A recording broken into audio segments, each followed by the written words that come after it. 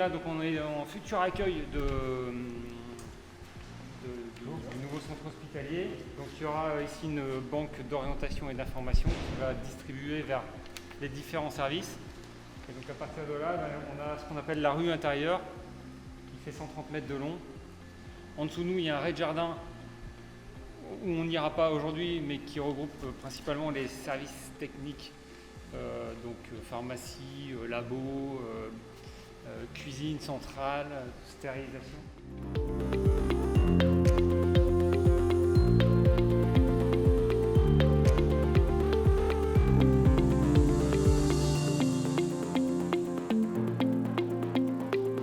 Le couloir qu'on a dit tout à l'heure, qui est la rue, c'est l'accès public. Et ce second couloir qui est parallèle, c'est l'axe médical. Donc, à partir de cet axe médical, il est aussi traversant d'un bout à l'autre.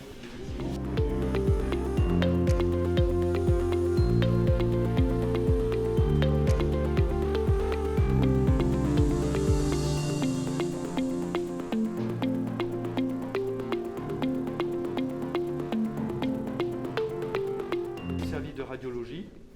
Le service en fait sera composé de 2 scanners, un IRM plus la possibilité ultérieure d'en installer un deuxième, 4 salles de radio possibles télécommandées, c'est-à-dire toutes numérisées, plus de la mammographie, ostéodensitométrie et au moins 2 salles d'échographie. Donc vous avez vraiment tout un panel et on travaillera avec le CIM actuellement, c'est ça? Les radiologues de Maubeuge, et donc ça sera le service principal de l'ensemble des radiologues de Maubeuge.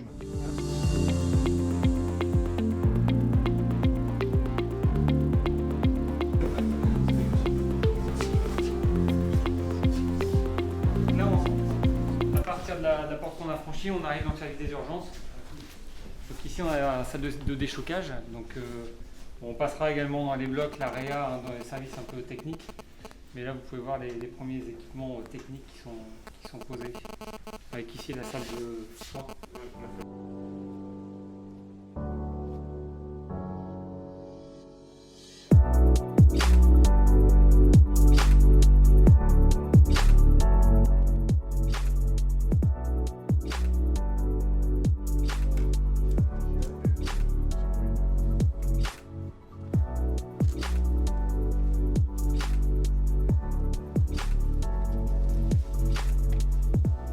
On va pouvoir rentrer. Tout ce qui est couché, c'est de l'autre côté, mais tout ce qui est urgence piéton passeront par ici. Donc ils s'adresseront à l'accueil, qui les orientera soit sur les urgences pédiatriques, soit sur les urgences adultes, soit sur les soins externes, soit vers la médecine libérale, surtout le soir. Pour le moment, c'est la permanence ou c'est les après-midi et les week-ends. Personne, on va jusqu'en haut.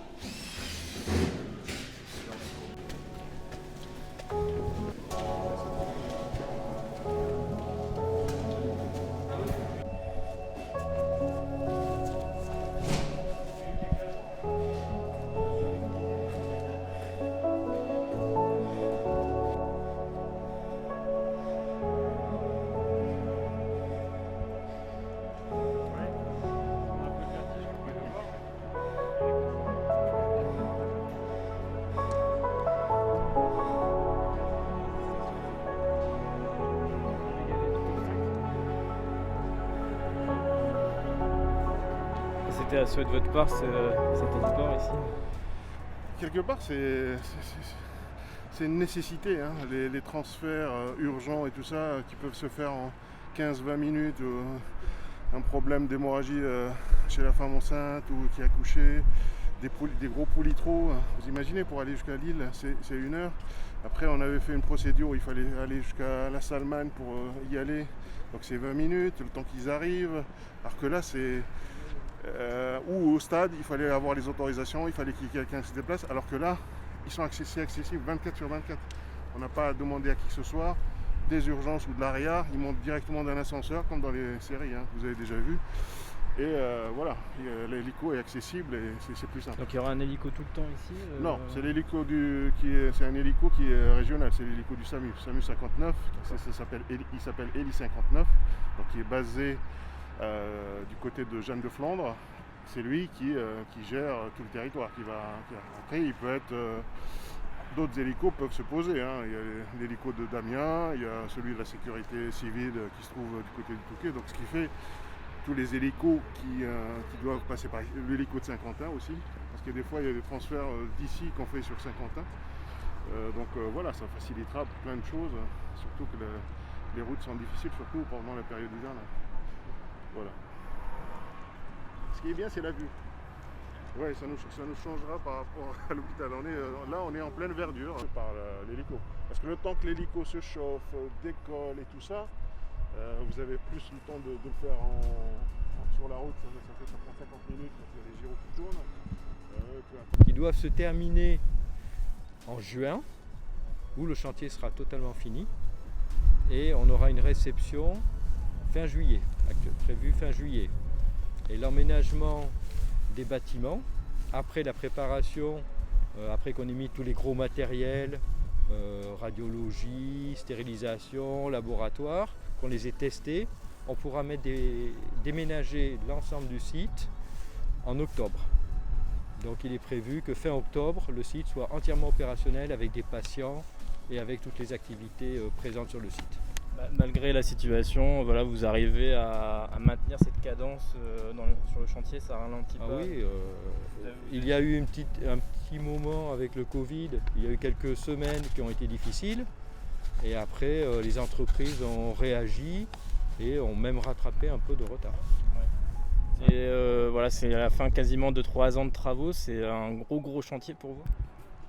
Ah bah oui, c'est un gros chantier, c'est un chantier de plus de 100 millions avec le matériel, 114 millions tout compris, matériel, alimentation diverse pour le chantier, travaux. Oui, c'est un très gros chantier, c'est un des plus gros chantiers de la région, je pense. Alors, globalement, on est à peu près dans les mêmes surfaces en actuel. Ouais. On est à peu près dans les mêmes surfaces, sauf que c'est pas du tout réparti de la même façon. Ouais, d'accord. C'est-à-dire que vous avez des surfaces qui ne sont pas forcément optimisées, alors que là, les surfaces sont beaucoup plus optimisées et on a des circuits qui sont beaucoup plus fluides et qui correspondent à ce qu'on fait actuellement dans les hôpitaux. Les plateaux sont très bien répartis en activités, un plateau chirurgical, un plateau médical. Au rez-de-jardin, tout ce qui est logistique et médico-technique. Et au rez-de-chaussée, urgence, radiologie, c'est-à-dire consultation, c'est-à-dire partout, toutes les consultations. Au deuxième niveau, c'est le niveau qui est le niveau médical, entre guillemets, où vous allez retrouver la réanimation, les soins intensifs, les services de médecine, médecine polyvalente, médecine gériatrique, cardiologie, pneumologie, endocrino, diabéto et une partie après d'éducation thérapeutique et de locaux administratifs. Donc les personnes qui viennent en visite viennent ici. Les patients sont déjà dans tout le secteur de chambre. Vous êtes dans l'accueil administratif. Et ensuite, on dispatche sur le demi-plateau, puisque le bâtiment est créé en 2 demi-plateaux, avec une partie de locaux qui est entièrement dédiée au personnel soignant. Chambre de réanimation de mémoire, 12 chambres. 12 chambres de 12 réanimation. chambres de réanimation. vous pouvez être scindé en 2 si c'est 6 pour faire 2 services autonomes et indépendants. Dans les circonstances actuelles, ça peut s'arrêter. 2 chambres qui peuvent évoluer un peu plus ou... Non. C'est 12 places réa. Parce qu'on a 20 lits de soins critiques avec les 8 lits des soins continus et nous avons 8 lits d'USIC, soins intensifs cardio. Donc qui sont tous regroupés sur le même site. Après, selon ce qu'on a vécu cette année, on évoluera. Ce qui permet, c'est de tout regrouper au même endroit. Ça veut dire que les équipes, on peut les mutualiser. Ça permettra de moins fatiguer les gens et d'un autre côté que la prise en charge soit optimale dans un même endroit. Et ça permettra aussi que les équipes soient quelque part, qu'il y ait une cohésion d'équipe par rapport aux différents services qui sont les soins critiques. Ça, c'était quelque part un schéma qui avait été étiqueté par Copermo il y a une époque, hein, que les soins critiques, tous les soins critiques soient regroupés au même niveau. C'est pas plus mal, hein. Après pour moi qui suis urgentiste, on avait les soins intensifs qui étaient juste à côté de nous. C'était plus simple, c'était quelque part par rapport à nous aux urgentistes, ça nous permettait aussi d'upgrader nos prises en charge. Là c'est au deuxième étage, après c'est tout, c'est comme ça, hein. Mais l'essentiel c'est que le patient soit au bon endroit avec la meilleure équipe pour le prendre en charge. C'est quoi la différence entre la réanimation et les soins critiques? La réanimation, en général, elle est, on va dire, 90% des patients sont intubés, ventilés, voilà. Aux soins critiques, ils sont entre personne qui peut aller à l'étage et une personne qui peut aller en réanimation. Ces gens-là ne sont pas intubés. On va utiliser des techniques non invasives, ça veut dire qu'ils n'ont pas le tube dans la gorge, pour pouvoir un peu faire passer le cap. Soit ils passent le cap, ils reviennent pour pouvoir monter dans une chambre normale, soit ils s'aggravent, ça veut dire qu'ils passent à l'autre état, à réanimation.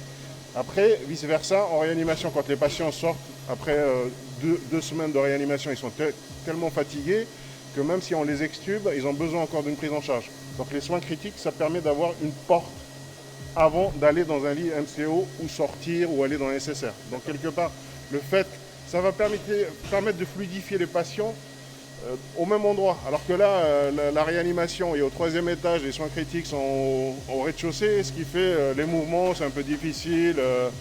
Il faut savoir qu'il y a plein d'incidents qui se passent lors du transfert d'un patient d'un lit à un autre. Parce qu'en général, on déstabilise hémodynamiquement, il y a peut-être un caillot sanguin qui est là, qui peut partir. Donc il faut savoir que plus ils sont dans un endroit, dans leur lit, ils sont confortables, on change simplement des lits. C'est simplement on change de lit, on ne change pas le patient d'un lit à un autre. Ça facilitera le travail, mais après il faut avoir les gens pour y travailler. Pour le moment, relativement, on a une équipe jeune qu'on a reconstituée il y a 3-4 ans. Ça se passe très bien, donc il faut voir avec les nouveaux murs comment ça va se passer, mais normalement ça devrait aller bien parce que cette crise a permis de ressouder un peu les équipes et d'avoir un objectif commun de prise en charge de patients critiques, que ce soit aux urgences, aux soins critiques ou en réanimation. La prestation que vous voulez mise en œuvre là,